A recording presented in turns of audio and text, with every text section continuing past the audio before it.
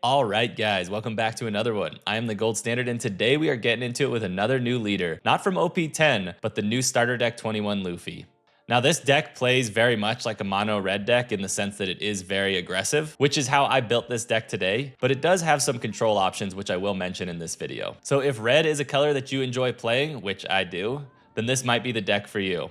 So guys, sit back, kick your feet up, and let's play some One Piece. All right, so up first, let's take a look at his leader ability so we know what we're doing. So the new starter deck 21 Luffy is a 5-life, 5k mono red leader who reads Dawn ×1, activate main once per turn. Give one of your characters up to 2 rested Dawn cards. So his ability is really a Dawn manipulation ability. He can move rested Dawn around between characters. And we have seen this in the past with, for instance, this Nami, who is a 1-cost 1k character with a 1k counter that reads activate main once per turn. Give up to 1 rested Dawn card to your leader or one of your characters. When building this deck, I leaned very heavily into two aspects of red, which are Dawn manipulation and rush. Now, the third aspect of red is power reduction with some type of removal based on power reduction. And when I was trying it out in this deck, it just didn't feel good to me. And I think that it's because most of the new cards that we got really just lean heavily into rush and Dawn manipulation. And you'll see exactly what I'm talking about when we get into the lines of play. And I will say that right now, I don't think that this leader is necessarily S tier, but he is really fun to play and he has a lot of versatility in play. So let's look at the different parts of this deck so you know what they are and how to use them. And so you can make choices about how you want to build your deck. All right, so up first, we have all the different Dawn manipulation options. And it should be noted that all of these cards act on rested Dawn. So you have to play something first before you can activate any of their abilities. So first we have the leader who we already talked about, but his ability is Dawn ×1, activate main once per turn, give up to 2 rested Dawn cards to one of your characters. I did already mention that you can't put those on leader, so you have to put them on a character. Up next, we have the original starter deck 1 Nami, who is a 1-cost 1k character with a 1k counter that reads activate main once per turn. You can give up to 1 rested Dawn card to your leader or your character. So she automatically just brings your leader online if you have 1 rested Dawn. Next, we have the new starter deck 21 Nami, who is a 3-cost 1k character with a 1k counter, and her ability reads activate main once per turn, give up to 2 rested Dawn cards to one of your Straw Hat crew type leaders or character cards. So it should be noted she can only move Dawn onto Straw Hat characters or leaders, which is, I think, kind of a big weakness because it makes her slightly worse than this card. And then finally, we have the new Luffy from the starter deck 21, who is a 5-cost 6k character with rush, and whose ability reads when attacking, give 1 rested Dawn card to your leader or your characters. So this Luffy and this Nami work perfectly with your leader ability because they each move 1 Dawn. So you can move 1 Dawn to your leader, swing for 6, and then use your leader ability to move 2 Dawn onto something else. And then obviously Nami here brings your leader ability online too because she can move the 2 over and you can swing for 7 and then move 2 Dawn to something else.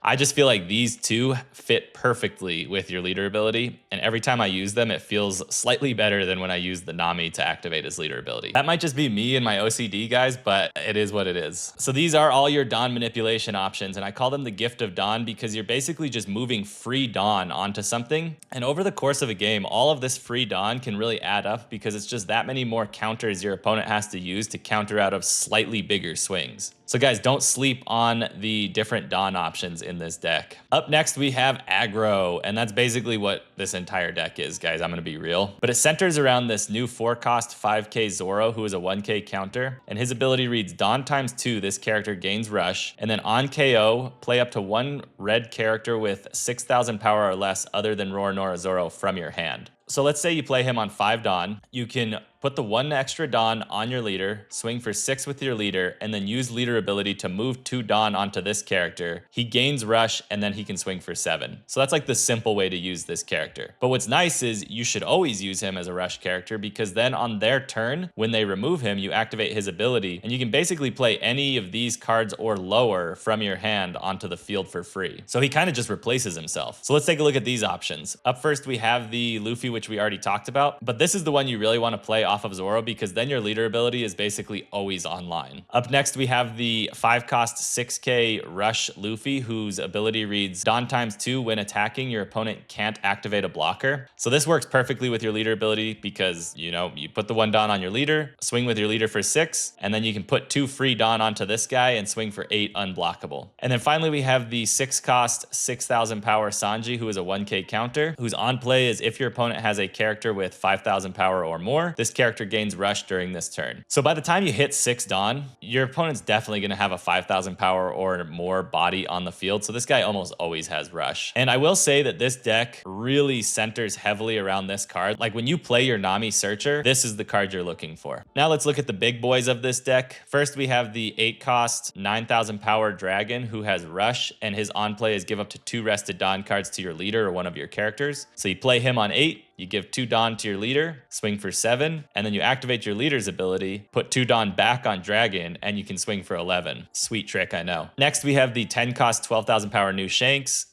This guy gives all of your opponents minus 1,000 power, and he has rush. I go back and forth on this card in this deck because you really could play the other Shanks for removal. The minus 1,000 power is nice because if you get one of these down or 2 of them, their attacks are worthless, and you're probably going to win that game. And then finally, we have the 10 cost, 13,000 power Gold D Roger. And he has rush, and his ability is that when you or your opponent are at 0 life and your opponent activates blocker, you win the game. And I am a huge proponent of Gold D Rogers in the current meta for red decks because if you're playing into Blackbeard, this card will win you the game so often. Like, it's insane how much it comes up. But it also gives you more flexibility in your red decks because it gives you a second win condition in the sense that now you're not just trying to remove their life, but you're also trying to create the situation where Roger wins. Anyway, guys, that's my rant about Roger. I love this card in basically all red decks, guys. Don't sleep on it. And then finally, in the defense options in this deck, we're playing 2 counter events. The 0 cost Bad Manners, who you may trash 1 card from your hand and up to one of your leaders or characters gains 3,000 power during this battle. And his trigger is give up to one of your opponent's leader or character cards 3,000 power during this turn. And it should be noted that it's 3,000 power during this turn. So if you trigger this early on and they have a big body on the field, you can just give it minus 3,000 for the rest of their attacks. So don't forget about the trigger on this card in particular, guys. Next up, we have the 1 cost Rad Beam. And this is a counter event that reads up to one of your leader or character cards gains plus 2,000 power during this battle.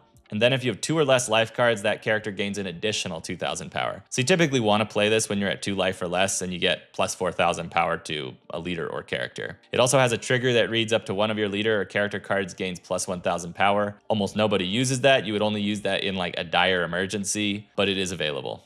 Next, we're playing 1 blocker. This is the 4 cost, 4,000 power, 2k counter Tony Chopper. Look at that guy. And he is a blocker that reads, opponent's turn, this character gains plus 2,000 power. And I will say this blocker, guys, is so annoying right now. Like if you played into Kid or really any red deck, they're all playing this. And it's actually kind of hard to get by a 6k blocker without some kind of removal or just like swinging really tall over it. So great card in this deck and also the only blocker we are playing. And then finally, we are playing 1 big sad face because these are your only defense options. I think I'm only playing something like 7 2k counters in this deck, but if defense is something you are worried about, there are plenty more Straw Hat blockers that you can use with your Nami Searcher. There are a lot of other 2k counters that you could put in here like Otama or Makino or something like that. But for me, defense wasn't the big problem of this deck. And once we get through all the play lines, I'll tell you what I think the biggest weakness is. Cool, so now that you know all the different parts of this deck, let's get into the play lines. So up first, we have the ideal curve going even. And the reason I'm doing this one first is because I actually built this deck to go second. And that's because a lot of people, when they play into red decks, try and steal first from you if they can. And so I built this deck in the hopes that like they would steal first from me, and I don't even want first. So up first on turn 1, we're going to play both of our Namis. First, we're going to play the Searcher Nami, who is top 5, find a Straw Hat and add it to your hand. Then second, we're going to play the Nami that lets you move Dawn around. This is your ideal turn 1 play. And the reason you want to play this on turn 1 is because when you come up on turn 2, you want to play this Zoro. So what you do is you play Zoro, you use Nami to move 1 Dawn onto your leader, swing for 6 with your leader, and then move the 2 rested Dawn to Zoro here and swing for 7 with Rush. Really, that's why I built this deck the way I did, is because this little opening, 1, puts a lot of pressure on your opponent, and 2, it happens way more often than you think. And the great thing about Zoro here is that, as we talked about, he replaces himself going into the next turn. Now, if you don't have Zoro, you can always put down the Tony Chopper blocker, but ideally you are looking for Zoro. Now, going into your 6 Dawn turn, you have basically any of these 5 or 6 cost characters to work with, and it really just depends on the situation, because if they have removed Zoro on the previous turn, most likely you're going to have played one of these from your hand, and so you already have one on the board, and then you can play whichever one you're missing or whichever one you want to add to your board. But I will say that in particular, this new Luffy that moves Dawn around is kind of the one that you're looking for, because it just keeps your leader ability online indefinitely. And a lot of times they can remove these 1-cost characters fairly easily. Turn 4, you're going to play Dragon. You're going to move 2 Dawn onto your leader, swing for 7,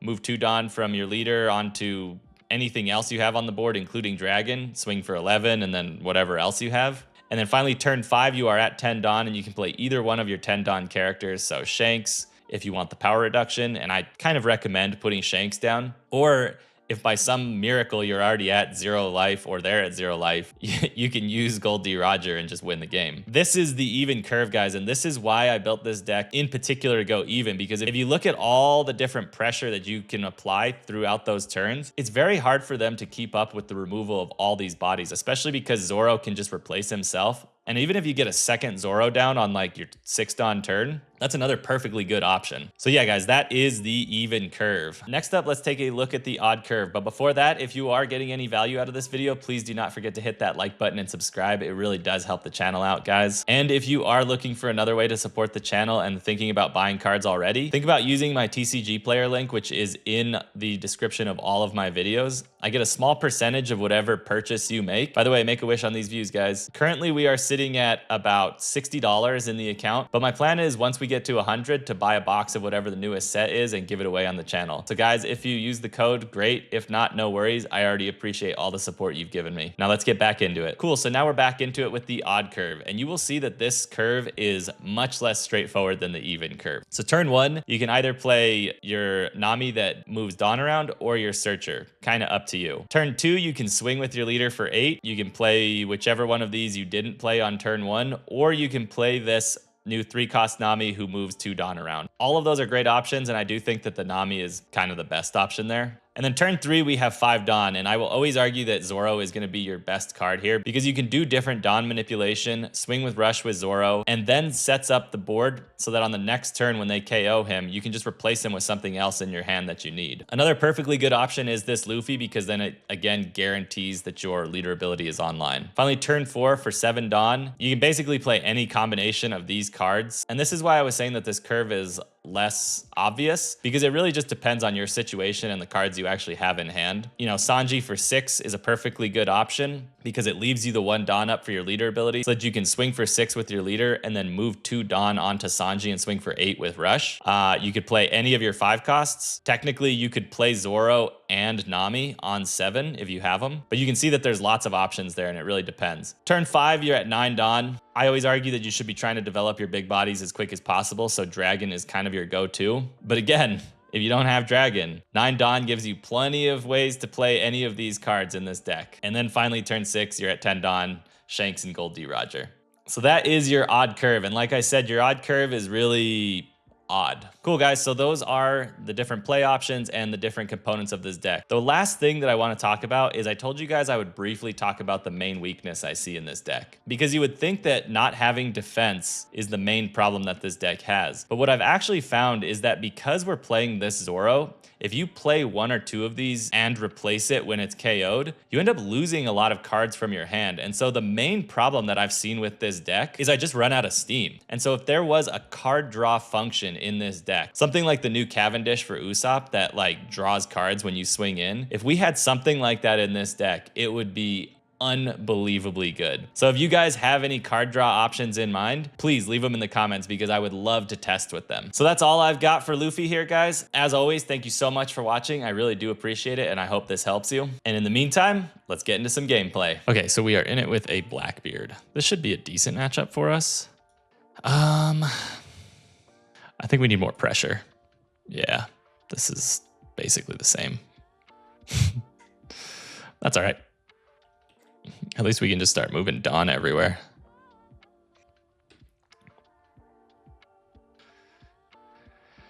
So he gets his search off with Lafitte, which is nice because we'll attack in with this Nami. And then I'll play this Nami and I'll swing. And then the following turn, we just start playing tons and tons and tons of Monkey D Luffys. Oh, never mind. That was decent. That was decent. Very decent. Because no matter what we do here, he gets a card, which is unfortunate. But I think we have to get rid of Doc Q here. Because it's a bigger threat. I mean, this can draw cards, sure, but It's not the end of the world. Okay, so he gets the full of lead where he just gets to draw as many cards as he wants, basically. Let's see what he drops in here. So he grabbed a black hole, so we do know he has some removal.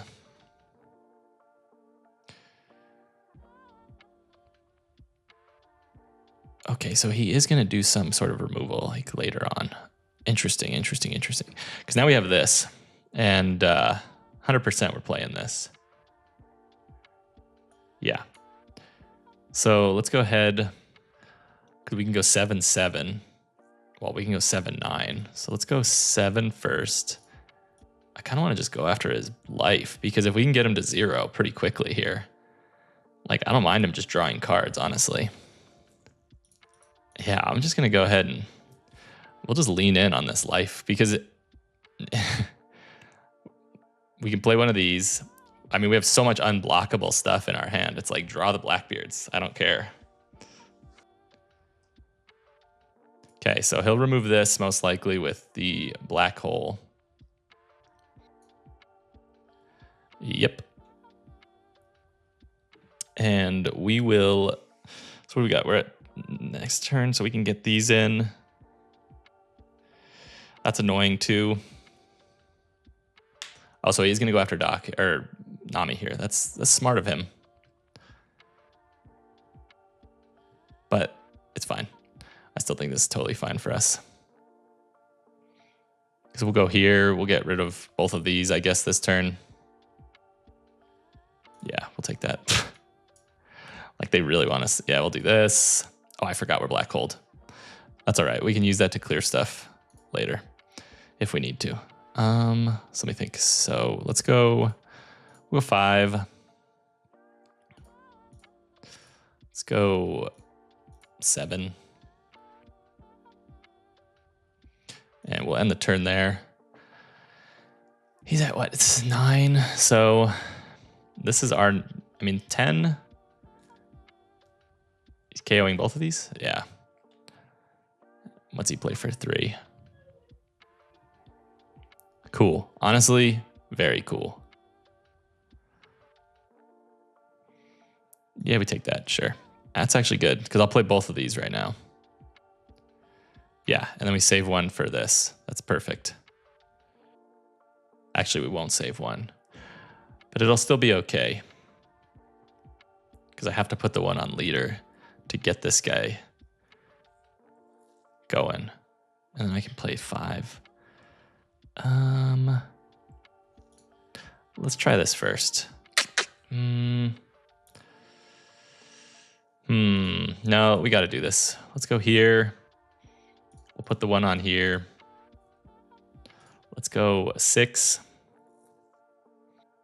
I'm assuming he's going to give us this blocker at some point in this. Yeah. And we'll go 6 again. Gives us a 2K. So his hand's looking mighty soft here. And now we can kind of just start going Rogers. And he can't clear this now. Yeah, so we're kind of good here. I'm assuming he's going to try and clear this, maybe? Or, I mean, if he swings it at life, do I take that right now? Yeah, we'll take that. Yeah. Because he's just going to start playing the back-to-back Blackbeards. I mean, I almost can do the same thing here. I have a decent amount of counter. I have to leave up 1 for this next turn, because otherwise he just stack everything on there. So let's go ahead. I can kind of flesh out the board a little bit. Nah, we just got to go here. And let's go here.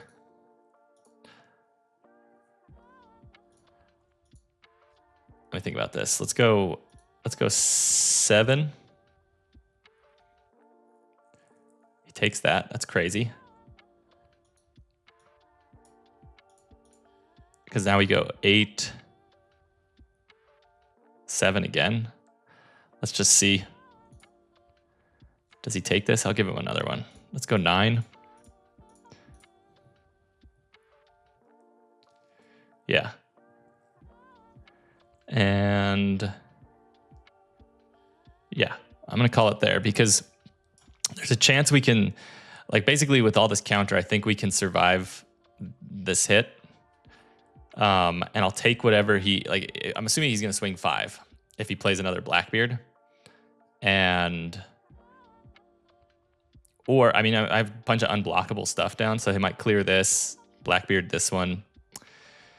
We'll just have to see, but whatever he does, so we go 13 here. So yeah, I mean, I can counter this. Yeah, so we counter that. We go here. Drop this. 13. Yeah, 14. Okay. Yeah, I mean, that was the best he could do is 13, 14. And that's why I kind of kept all that stuff. Okay, Kuzan comes down. I don't know what he's grabbing. I don't know what he possibly could grab here. Vasco.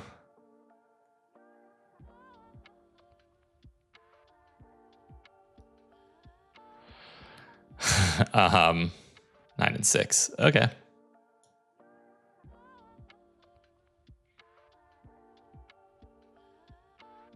So he trashes a Teach to draw another Vasco. So he's got counter. Well, now we have this, so we're fine. Everything is awesome now. So we'll go 2 here. Let's go 7. Like we'll go 7, 7, 8, 9, something like that. Gives us the counter. Okay, yeah, we're good. Yeah, so we'll go 7, 7.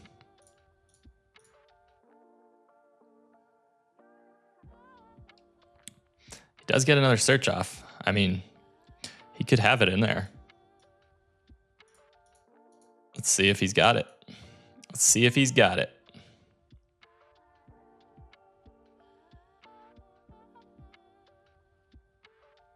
Oh, man.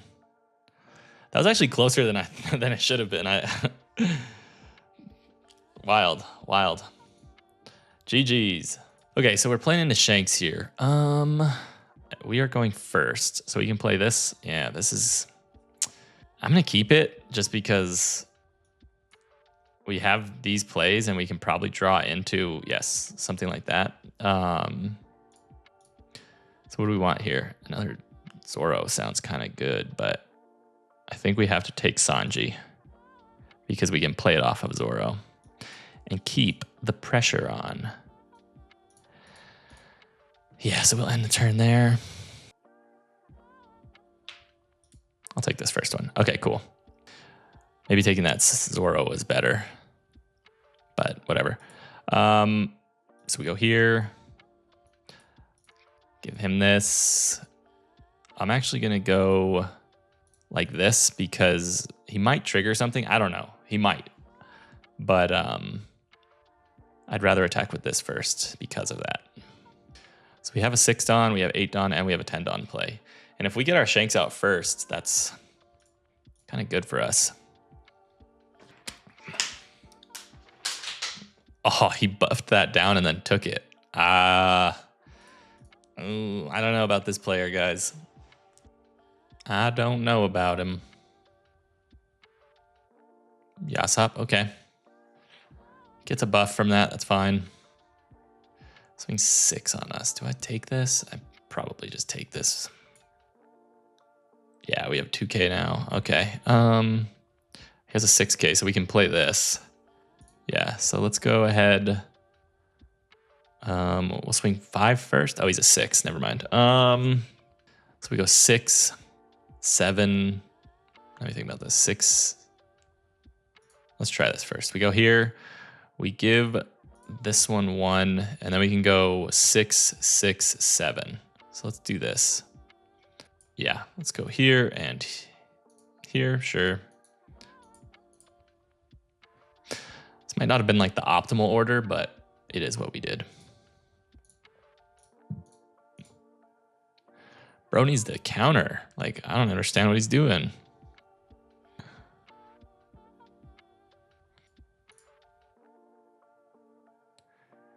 Okay, finally counters. All right. I mean, Dragon's coming down this next turn. Okay, Beckman. Take the 5. Yeah, we'll take the 5. It doesn't swing with Usopp. Crazy. Okay. Problem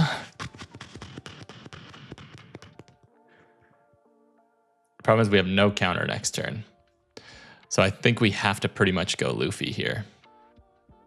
This Luffy. Either Luffy, doesn't matter. Let's go here. Let's go 7. All right, let's go 8. Give him this one. We'll go 7, 7. No, 7, 6. Because we got to save the one for Rad Beam. Yeah.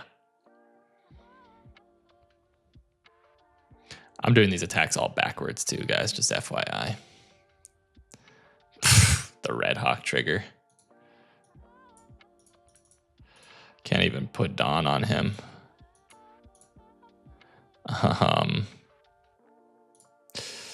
Crazy. Nothing like a Red Hawk trigger.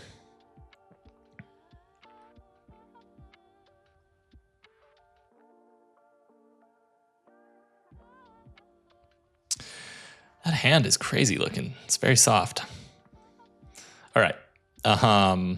We just have to survive this turn. No ifs, ands, or buts about it.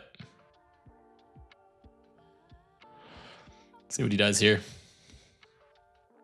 I mean, he could divvy up his Dawn. He has 4 attackers there.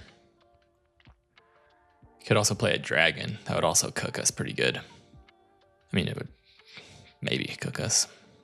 Because he could do 2 9s. A 7 I could maybe counter, and a 6. Oof, that'd be tough. I could probably get out of it. Okay, so he is going to clear our board. So if he just clears our board and, you know, doesn't get our life that much, we might even just go for probably Shanks still. Maybe Dragon, depending on. Okay, so Rayleigh, got it. Got it. Yes, I was hoping he would counter that one or KO that one. That is quite good for us.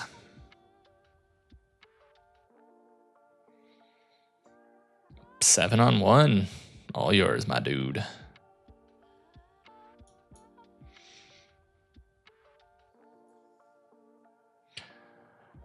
I mean, I take this, right? Oh, yeah, I was hoping we'd get a Roger just in case. Play that for fun. So we Shanks here, correct? And let him have it. I mean, we don't even need to Shanks, I don't think. Because we can go, I can go, what, 11? That'd be crazy if he had that counter. We can go 11 and then, yeah, so let's do that. Oh, I forgot this is Rested Dawn. Yeah, we'll play her, get some Rested Dawn. And we'll play this and get some Rested Dawn too.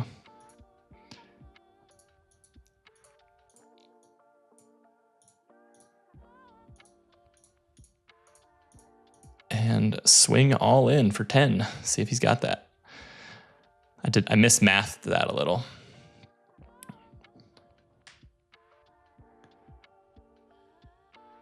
Yeah, GG's. GG's, they do play a lot of bricks. I'm sure there was a better way to math that out, but we got it. We got it. GG's. GG's. All right, so we are in it with an Usopp. I'll take second. I know that they want to go first, but this helps us hit curve. I mean, this into this is great. Problem is I can't play this on curve because I don't have a Nami in hand. I'm going to mulligan this for this. Because if we can grab one of the other Namis, this one, then I can play this on curve into this. We'll have a random, so yeah, we'll go here. What do we want? Probably this guy. Although the blocker is good. That blocker, I mean, he'll just get KO'd, so let's go here. And we'll drop this, yeah. And the turn. This is like the perfect curve for us because we drop Zoro in, use this, swing with this, put the 2 on Zoro, then we get 2 6s. He KOs this maybe with like a Zoro on his turn. Sure, we'll take that, get another Zoro. So now we have our next play, which is, and I mean, that's the curve. That's what you want to see. So let's go here. He'll know that we're doing 6s, but that's fine. So we go here, do this, swing. So again, like I said, he can Zoro this out, and then we'll drop in, I guess we'll drop in this Luffy, because with this Luffy, we can, I don't know, we'll see. And now we go another 7. That's right, 7. And end the turn. So we'll see what he cooks here, because we've got a 6-Don play. We can do another Zoro into, I mean, we can play this off of this one. We can play this one. We'll see what he puts in.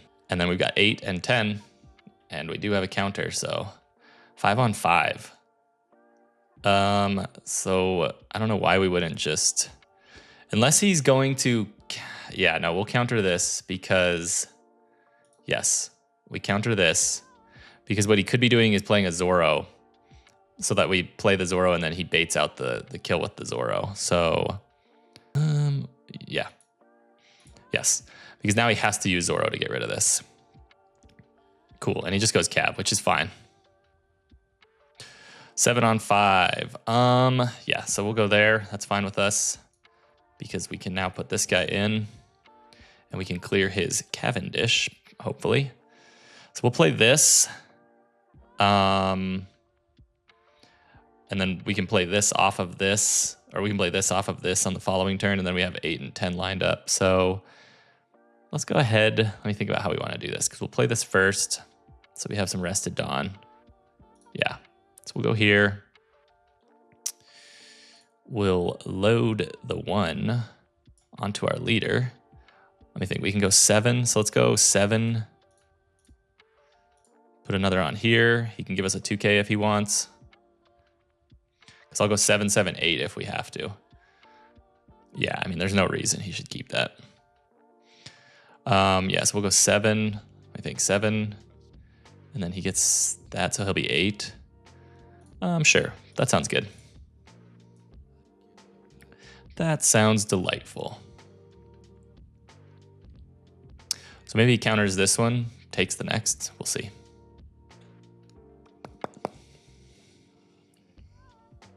Yeah. Whoa, he doesn't counter that. Okay, cool. And we just give him everything here and go for 8. He takes that. Wild. Absolutely wild, guys. Because if he KOs this, we just play this, refill the board. We're going to definitely play Dragon next turn. And the turn after we have Shanks. What would be really cool is if we drew a Gold D Roger. Because then if he blockers up, like, it doesn't even matter. So he had that. He's at 7, so he can do the Rebecca Kiros thing and like return some stuff to hand. Like return something and then KO the other thing, which would be annoying. Like if he returned this, KO'd this. Can he KO? No, 4 costs, so he can't even KO this with Zoro. So yeah, we'll see. So he does go Rebecca. I'm assuming Kiros comes down. Yep. One of these goes back. Probably this one. I wonder if he is going to. What do we want to put in? I probably. Actually, well, no, because we can put the 2-Don on with this guy. So I think we go here. Yeah. think it goes 5 here. Do we counter that? I don't think so. Another one of these, cool. Oh my God. So is there any world where he could even win next turn? Because I can drop this. I mean, we have this for the turn after if this guy or anything stays alive. I do want to try and clear this. So let's go ahead. We'll go here. We'll give him the 2. Let's go ahead and swing 7 into here. See if we get a counter. Oh, no. He had no counter. We could have just gone. I was going to clear this and then just swing in for game, and we would have gotten it. He had absolutely no counter. Hit a 2K, a 1K, and a 1K. So this would have been 8. He could have countered one of them. That's it. And then Shanks was coming down next turn. That is insane. All right, well, GG's. GG's.